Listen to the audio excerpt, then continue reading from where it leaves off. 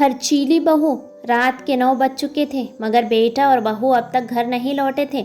चिंतित माँ बालकनी से बेडरूम तक ना जाने कितने चक्कर लगा चुकी थी। तभी दरवाजे की घंटी बजी और माँ ने बोला, राधा दरवाज़ा खोलो, देखो भैया आए होंगे। राधा भागकर दरवाजे की ओर दौड़ी और दरवाज़ा खोला। सामने देखा तो रोहन और नैना दोनों के हाथों में ढेर सारे शॉपिंग बैग्स थे। राधा ढेर सारा सामान हाथों में लिए लड़खड़ाती हुई अंदर घुसी और सोफे पर सामान रखकर दोबारा रसोई घर में काम करने लगी। तभी माँ जी बाहर आई और बोली, अरे आज तो लगता है खूब खरीदारी हुई है। माँ जी को देखते ही नैना बोली, माँ जी बस यूं ही ऑफिस के बाद शॉपिंग मॉल चले गए थे तो वहाँ से आप सबके लिए कुछ सामान ले आए। शॉपिंग बैग्स देखकर माँ जी परेशान तो ज़रूर थी मगर उन्होंने उस बात का एहसास बेटे और बहू को नहीं होने दिया और वो उसी सोफे के कोने पर बैठ गई। बैग्स को दूसरी तरफ खिसकाते हुए बोली, अरे हमारी बहुरिया को क्या दिलाया रोहन।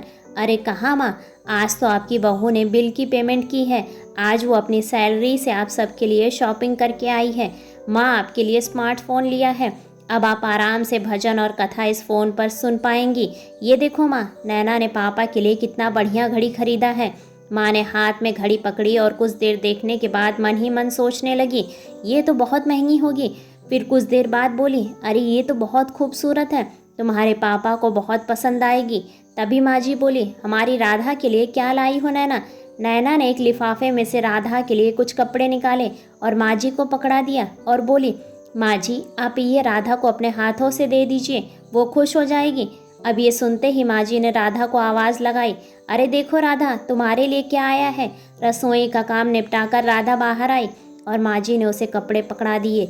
मन ही मन राधा बहुत खुश हुई और भाभी को थैंक यू बोला। तभी माँ जी ने बहू को अपने पास बुलाया और कहा, अरे ये तो बताओ तुम अपने लिए क्या लाई हो। तभी नैना ने अपने लिए खरीदा हुआ सामान माँ जी को दिखाया। सब सामान देखकर माँ जी ने रोहन को भी अपने पास बिठाया और समझाया, बेटा बहू को जो भी सामान चाहिए वो तुम खुद उसकी पेमेंट करो। अब ये तुम्हारी जिम्मेदारी है और इसकी हर ज़रूरत तुम्हें मालूम होनी चाहिए। इसके अलावा उन्होंने नैना को भी समझाया कि तुम अपने पैसे को सेव करो और जो भी चाहिए वो तुम्हें रोहन दिलाएगा। माँ जी ने नैना का हाथ पकड़कर कहा, बहू मुझे सभी उपहार बहुत पसंद आए मगर आगे से तुम ये खर्चा नहीं करोगी और सभी बिल रोहन अपनी सैलरी से देगा। अब ये सुनकर नैना एक तरफ गर्व महसूस कर रही थी तो दूसरी तरफ उसे अपनी गलती का पछतावा हो रहा था।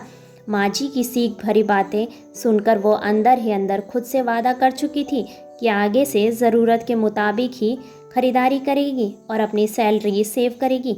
ऐसे ही बेहतरीन कहानियों को सुनने के लिए वीडियो को लाइक और चैनल को सब्सक्राइब करें और अपने विचार कमेंट्स बॉक्स में कमेंट्स करके हमें ज़रूर बताएं। धन्यवाद।